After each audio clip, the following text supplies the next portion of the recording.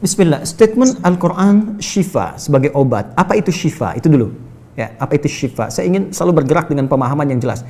Ada apa namanya? Ontologi, epistemologi, dan aksiologi. Kita arahkan ke dasarnya dulu, ontologinya.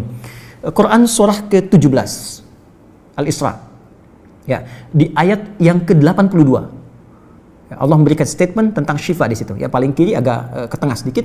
Wa nunazzilu minal Qur'ani ma huwa syifaa'un wa rahmatul lil mu'minin wa la yazidul zalimina illa khasara.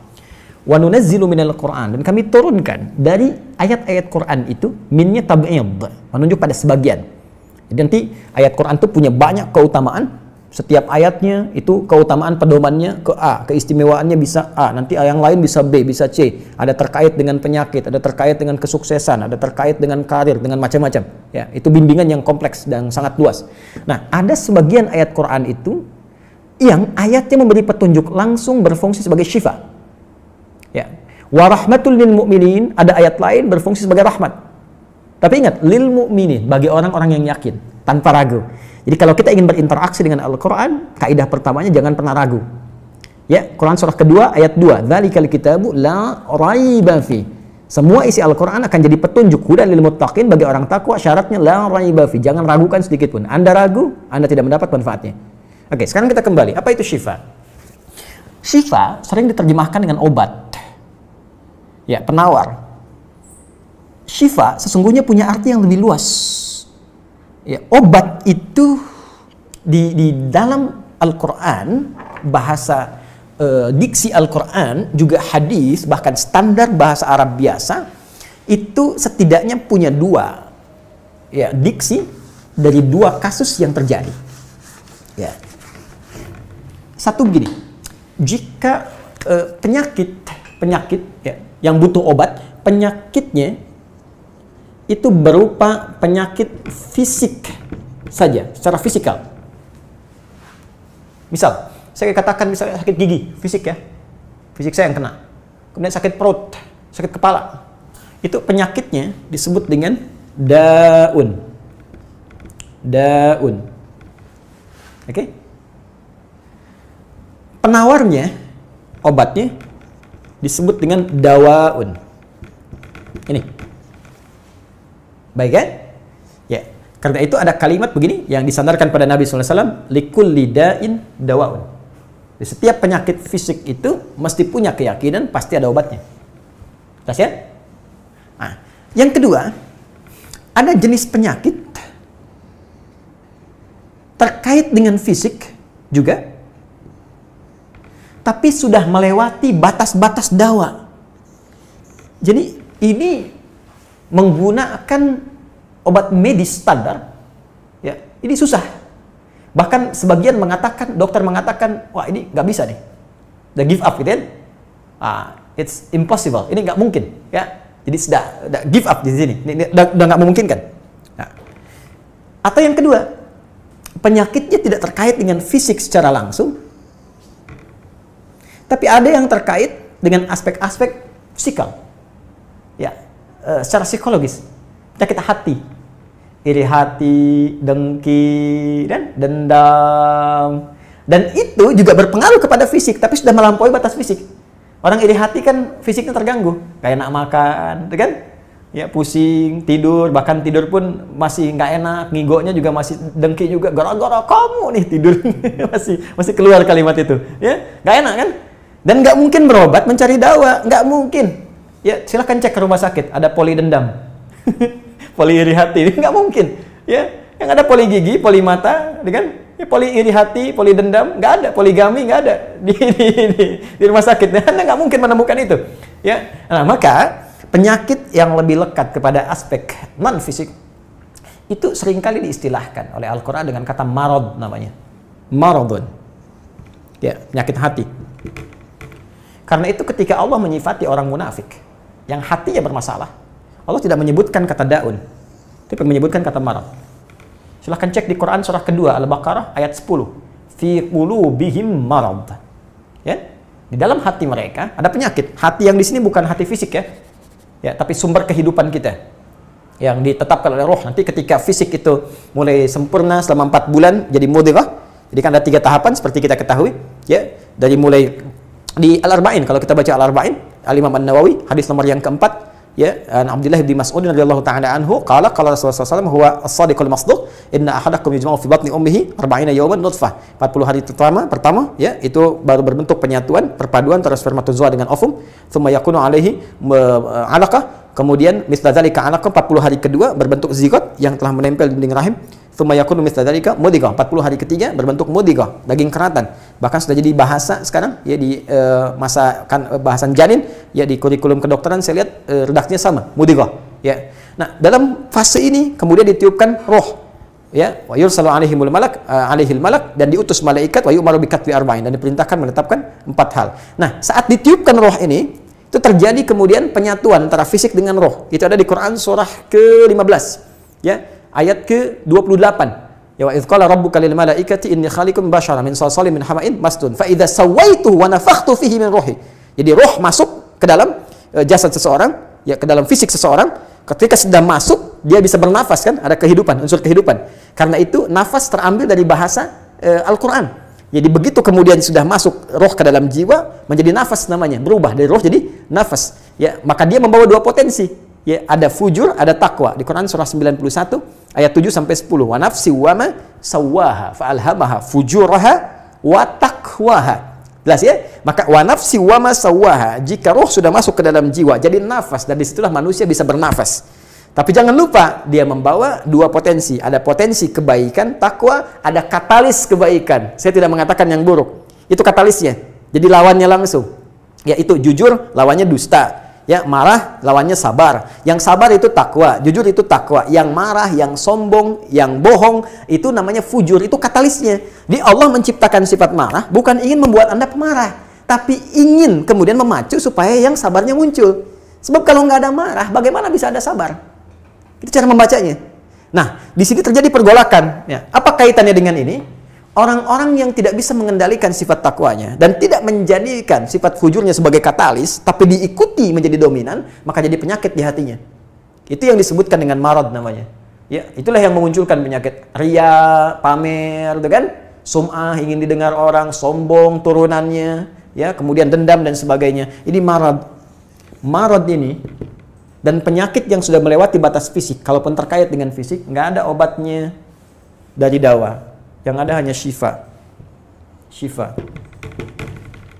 Maka jika ada orang tertentu yang terkena penyakit fisik yang sudah di luar batas dawa, yang medis misalnya udah nggak bisa nih, ini nggak mungkin, maka beralihlah dari dawa ke syifa. Ini yang pernah dilakukan oleh Nabi Ayyub alaihissalam. Ketika diuji dengan penyakit, Allah contohkan langsung supaya kita bisa meniru. Bukankah ayat ini turun ketika Nabi diuji dengan penyakit? Ya, supaya memohon kepada Allah. Jadi kan Nabi Ayub kan divonis dengan penyakit yang tidak pernah diderita oleh orang sebelum beliau, tidak akan dirasakan oleh orang setelahnya. Yang paling menarik apa yang dilakukan? Ketika semua mengatakan nggak mungkin, lalu turun kemudian gambaran dari Allah. Quran surah ke-21 ayat 83 sampai 84. Wa ayyuba, pakai fathah loh, bukan dhamma, bukan kasrah. Ya, fathah itu menunjukkan sesuatu di masa lalu untuk dibuka bagi orang di masa depan. Ya, fathah itu dibuka. Itu ilmu lughahnya. Saya spesialisasi di bahasa Arab. Jadi di antara makna itu fathah, kenapa ada fathah, ada dhamma, ada kasrah, itu ada maknanya. Wa ayyuba, dan kami buka kisah Ayub di masa lalu sebagai inspirasi untuk orang di masa depan. Idnada rabbahu anni masanni yadhurru wa anta arhamur rahimin. Ketika beliau mulai meninggalkan opini manusia dan mulai kembali kepada Allah dengan sangat kuat untuk spesifik memohon kesembuhannya. Ya Allah, penyakit ini sudah mengganggu saya. Untuk ibadah, itu poinnya. Untuk ibadah. Jadi ternyata kalau ingin disembuhkan dengan cepat, arahkan kesembuhan itu untuk niat kita beribadah. Kalau cuma pengen sembuh saja, jangankan Anda yang belum beriman pun kalau sakit pengen sembuh. Terus Anda tujuannya apa dari kesembuhan itu? Kalau cuma pengen minta dunia, apa dengan sakit belum cukup menjadikan Anda ingat Allah? Maka arahkan permohonan itu untuk kesembuhan supaya punya niat ibadah. Ya Allah, saya pengen sholat lagi. Ya Allah, saya pengen ke masjid lagi, pengen tahajud lagi. Mohon ya Allah, penyakit ini sudah mengganggu saya tahajud, saya pengen sholat lagi. Wa anta arhamur rahimin, sedangkan Engkau yang paling sayang kepada saya. Kalau yang Maha Penyayang saja tidak menyembuhkan saya, kepada siapa lagi saya mesti memohon? Nah, tahu apa yang terjadi?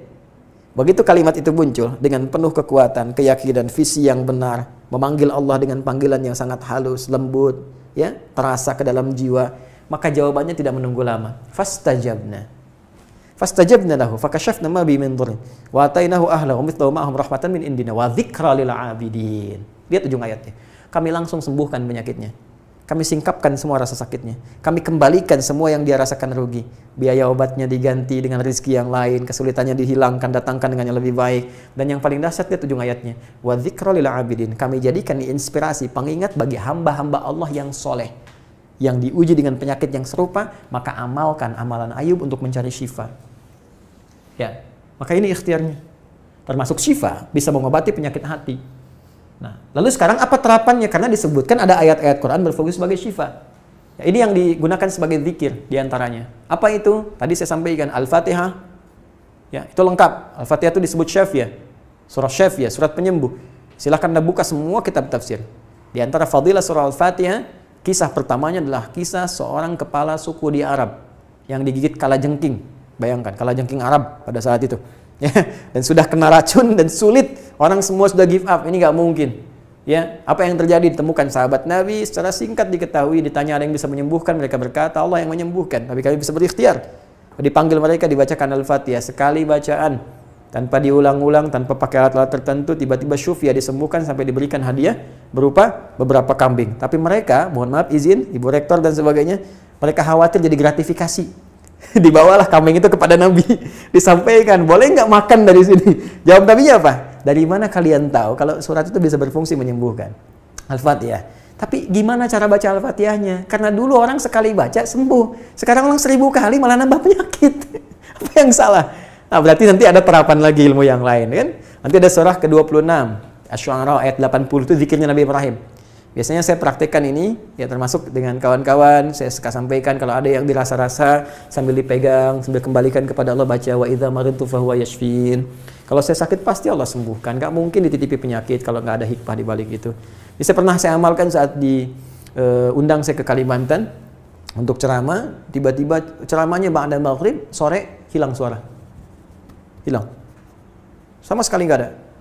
Ya begitu salat, ya kita sama amalkan tadi dengan penuh keyakinan, minta ikhtiar juga pakai fresh care gini, tapi kita minta ya Allah, ya wa idza maridtu fahuwa yashfin, kalau saya sakit pasti Allah sembuhkan. Nggak mungkin ditugaskan kalau Allah nggak berikan perangkatnya, pasti diberikan. Nah, tahu apa yang terjadi? Begitu ngimamin maghrib, suara keluar, serak-serak basah. Begitu tausiah, keluar sempurna. Ba'da isya nyambung, keluar sempurna. Habis ceramah, hilang lagi suara. Hilang lagi suaranya, supaya disuruh istirahat, gak banyak nanya orang gitu kan. Tapi itu menarik. Dan puncaknya tadi, Quran surah ke-21 ayat 83 sampai dengan 84. Tergantung kasusnya. Kalau di kasusnya misalnya kasus mohon maaf ya terkait dengan kehamilan, nanti ada lagi yang lain ayat-ayatnya ya.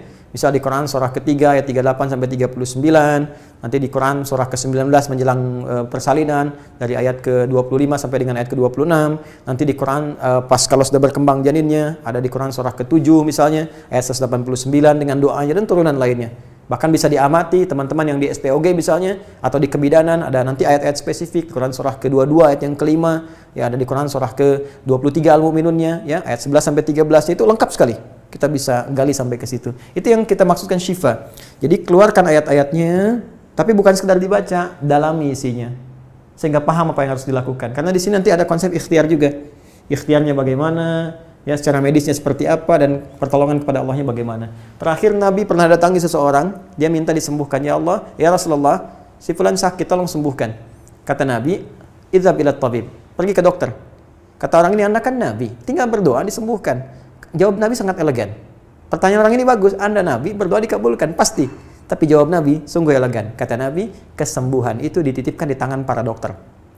Jadi Nabi ingin memberikan satu isyarat, Anda tetap ikhtiar. Karena tidak selamanya Nabi akan hidup. Ya, karena itu dokter-dokter mesti belajar. Saya menambahkan dokter-dokter yang bisa belajar dari Quran juga. Saya mengharapkan nanti ada dokter mata yang hafal, ya, misalnya ayat-ayat tentang doa, ayat tentang mata, ya, riset tentang ayat-ayat mata, hadis-hadisnya apa, sehingga Anda bisa menerapkan resep-resep yang indah. Ya, waduh, kenapa nih dok, mata saya nih nggak bisa dikontrol nih, sakit. Kenapa? Saya kalau ngelihat tetangga beli kulkas sakit, kan nggak bisa dikasih obat tuh ya. Anda bisa kasih resep Quran surat sekian, ayat sekian, ayat sekian. Nah, itu yang banyak kejadian sekarang. Ya, orang matanya sehat tapi tidak bisa membedakan mana milik dia, mana milik orang lain. Demikian juga dengan yang lainnya. Itulah syifa. Wallahu ta'ala a'lam.